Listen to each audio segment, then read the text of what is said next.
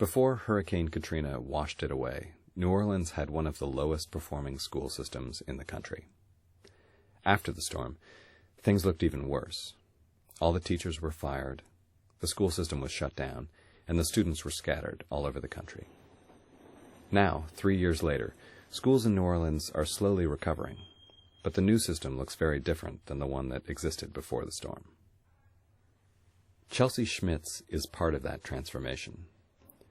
She's one of hundreds of inexperienced but idealistic young teachers who have come to the city through programs like Teach for America, which recruits recent college graduates to teach for 2 years in low-income communities across the country. I paid a few visits to Schmitz's 9th grade English class at Rabouin High in downtown New Orleans last spring.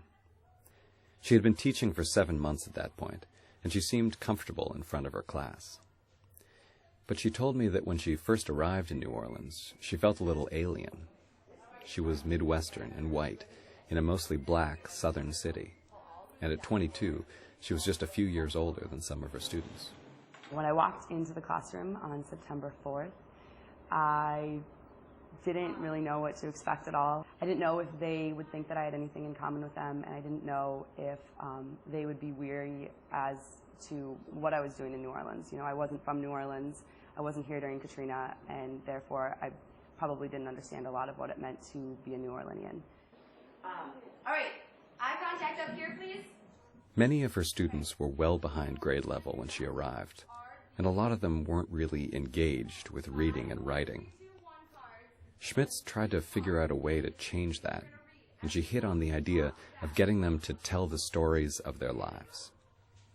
A lot of them chose to write about Katrina, which was, you know, obviously a horrible time for them, and a lot of them have written about like the violence that they've seen in the city. I found out my grandpa died with a phone call. Policeman had hit him and didn't get hurt at all.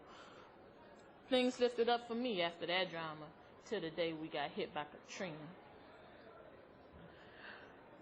Category 5, we left the day before, was left as beggars at my best friend's front door. Everything was cool till the day we moved out. I slept with my mama. My brother slept on a couch.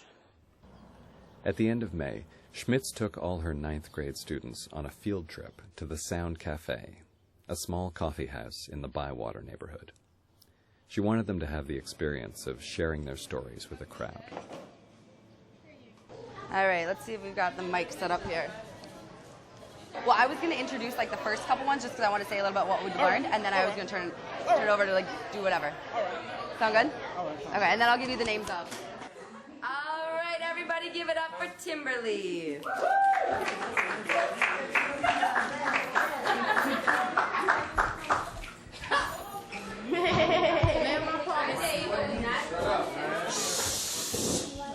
The name of my poem is See No Evil, Hear No Evil. 6 o'clock in the morning, bang, bang. First thing comes to my mind is to get down on the ground. Police lights flashing in my window. I can't sleep. 7 o'clock, wake up, wish for a more hour. Jump out of bed, ready for school.